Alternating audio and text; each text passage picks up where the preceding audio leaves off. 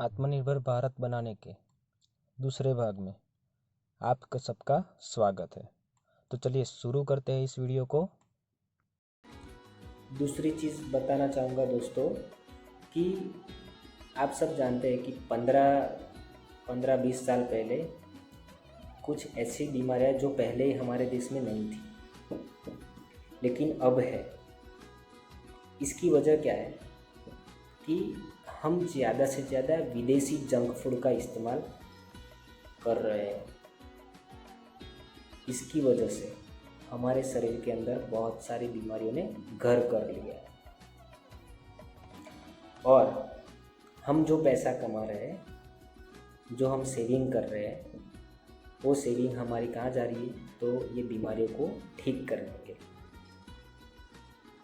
हम खुद ही ये भूल कर रहे हैं और हम खुद ही इसको ठीक करने की कोशिश कर रहे हैं। तो दोस्तों ये भी मैं आपको कहूँगा कि ज़्यादा से ज़्यादा जितना हो सके उतना अपने देश का यानी कि स्वदेशी भोजन ले, अपने घर का भोजन ज़्यादा से ज़्यादा करें।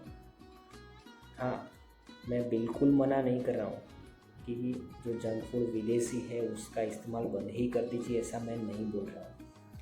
पर जो विदेशी जंक फूड है उसका हम बहुत ही कम इस्तेमाल करेंगे तो हमारी सेहत ही अच्छी रहेगी, हम तंदुरुस्त रहेंगे।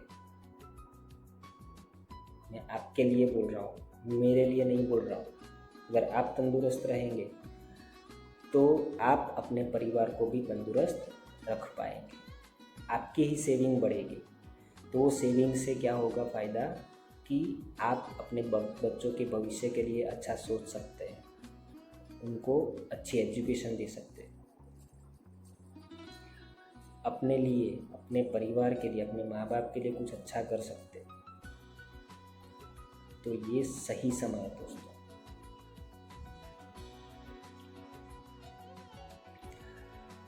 दोस्तों एक बात आपको बतानी है कि अगर हम कुछ ऐसी चीज़ बनाते हैं, मैं खुद ऐसी कुछ चीज़ बनाता हूँ, तो क्या होगा कि दूसरे लोग को ये पसंद आए ना आए, मुझे ज़रूर पसंद आए। क्यों? क्योंकि ये मैंने बनाई है और मुझे उस पर अभिमान रहेगा कि ये तो मैंने बनाई है, कोई बना नहीं सकता। दूसरे लोग हमारे से भी अच्छी चीज़ बना सकते हैं और बनाते भी होंगे, फिर भी हम घमंड करेंगे, हम अभिमान करेंगे ये तो मैंने बनाई है। पर दोस्तों सोचिए कि हमारे देश के अंदर बनी हुई चीज़ों का हम अभिमान नहीं करते अभी, तो इसको चेंज कीजिए दोस्तों, ये सुधारना बहुत ज़रूरी है। हमारे देश में जो चीज़ें बनी हैं उस पर अभिमान कीजिए और जो विदेश की चीज़ें हैं उस पर अभिमान मत कीजिए, क्योंकि ये विदेशी ही है, वो अपनी नहीं है।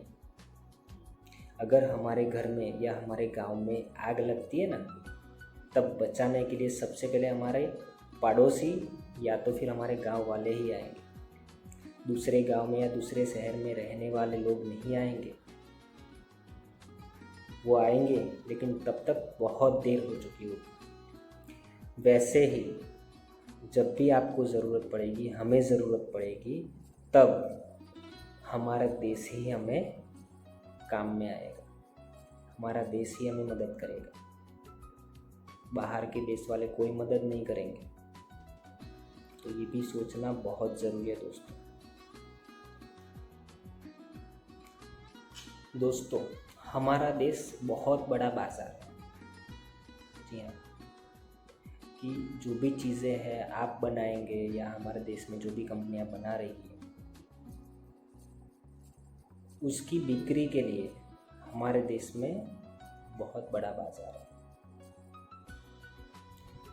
उसकी वजह से क्या होता है कि बाज़ार में सारी चीज़ें बिक जाएगी, उससे मुनाफा भी बहुत ज़्यादा होगा और मुनाफे से हमारी सरकार को भी बहुत आवक होगी, बहुत इनकम होगी। ऐसा होगा तो फ़ायदा क्या होगा कि हमारी सरकार जो महंगाई बढ़ा रही है यानी कि टैक्स बढ़ा रही है, तो टैक्स में बढ़ोतरी कम होगी।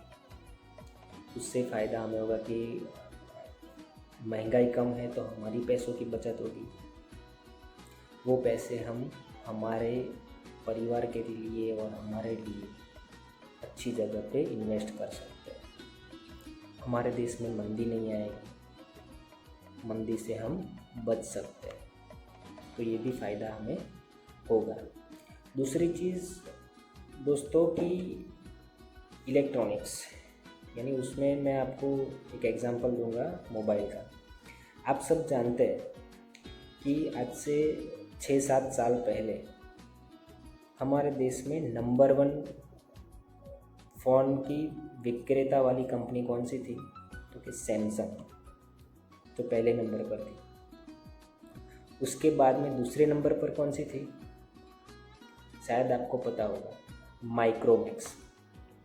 जी हाँ दोस्तों, माइक्रोमैक्स हमारे देश की ही कंपनी है जो बहुत ही बढ़िया फ़ोन बनाती थी। अभी आप बाज़ार में जाओगे तो आपको कौन सी कंपनी के ज़्यादा फ़ोन मिलेंगे? Vivo, Oppo, Realme, Redmi, Apple, Samsung, है ना। तो ये सभी कंपनियां विदेशी है दोस्तों, और हम ही ने इनको ब्रांड बनाया, हम ही ने इस कंपनी को बहुत ही ऊंचे स्तर पर लेकर के गए। तो क्या दोस्तों ये सही समय नहीं है हमारे लिए कि जो माइक्रोमैक्स कंपनी डाउन हो गई है उसको हम ऊपर तक लेकर जाए, हमारे देश की नंबर 1 कंपनी बनाए? मैं ये नहीं बोल रहा कि माइक्रोमैक्स अकेली कंपनी, माइक्रोमैक्स जैसी बहुत सारी हमारे देश की कंपनियां जो मोबाइल बना रही है, तो उसको सपोर्ट करें, हमारे देश को सपोर्ट करें। दूसरी चीज़ ये बतानी थी दोस्तों आपको कि आप सब जानते हैं कि जब भी हम कुछ बाज़ार में ख़रीदने जाते हैं तो सबसे पहले हम क्या देखते हैं?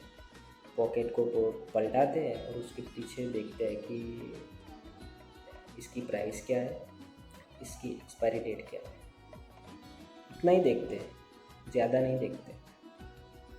लेकिन शायद इस वीडियो को देखने के बाद या हमारे प्रधानमंत्री मोदी जी ने बताया कि स्वदेशी चीज़ों का इस्तेमाल करें, भारत को आत्मनिर्भर बनाएं, उसके बाद शायद आपने एक और चीज़ देखनी शुरू की होगी। उसमें क्या देखते होंगे आप कि ये मेड इन इंडिया है या नहीं, यानी कि ये भारत ने बनाई है या नहीं, ये हम देखेंगे। पर दोस्तों उस टाइम देखते वक्त ये ज़रूर ध्यान में रखना क्योंकि जो दिखाई देता है वो होता नहीं है। जो भी चीज़ों पर मेड इन इंडिया लिखा है वो सभी चीज़ भारत की ही है, ऐसा नहीं है दोस्तों। क्योंकि विदेश की कंपनियां भी हमारे देश के अंदर अपना बिजनेस कर रही है, और हमारे देश में रह करके वो जो भी चीज़ें बना रही है, बनाने के बाद उसको पैकिंग करने के बाद वहाँ पर वो क्या लिखेंगे? Made in India. जी हाँ दोस्तों, तो इससे भी हमें सतर्क रहना है कि जितनी भी मेड इन इंडिया लिखी हुई प्रोडक्ट है वो सभी भारतीय कंपनी नहीं है। इसके लिए हमें या आपको गूगल सर्च इंजन है उसमें देख लीजिए कि हमारे देश की जो कंपनी आप है वो कौन कौन सी है, या तो फिर ये सर्च करिए, आपको जो चीज़ चाहिए उस चीज़ को सर्च करिए कि उसमें से हमारे देश की कौन सी, उस तरीके से आप खरीद सकते हैं। ये भी हमें बहुत ध्यान में रखने की ज़रूरत है। अगर हम लोग हमारे देश की बनी हुई चीज़ें खरीदेंगे तो उससे बहुत बड़ा फ़ायदा ये होने वाला है दोस्तों कि आप सब न्यूज़ में देखते हैं, यानी कि जो न्यूज़पेपर आता है उसमें पढ़ते हैं कि यूरोप में, इंग्लैंड में, फिर अमेरिका में, कनाडा में, दुबई में, कुवैत में, ओमान में हेल्पर की ज़रूरत है, इलेक्ट्रीशियन की ज़रूरत है, प्लम्बर की ज़रूरत है, मज़दूर की ज़रूरत है ना। तो क्या करते हैं, यहाँ से कम दाम में वो लोग भारतीय को ले जा करके अपना काम करवाते हैं। और हमें ऐसा लगता है कि हमें अच्छी कमाई मिल रही है, पर उनके देश में जो करेंसी है उसके हिसाब से तो हमें कम ही दे रहे हैं। तो दोस्तों ये जो है हो रहा है ना, ये उल्टा भी हो सकता है। समझ रहे कि अगर हम लोग ने समय सर स्वदेशी चीज़ों का इस्तेमाल करना शुरू कर दिया और विदेशी चीज़ों को हमने कम से कम इस्तेमाल किया, तो कुछ सालों बाद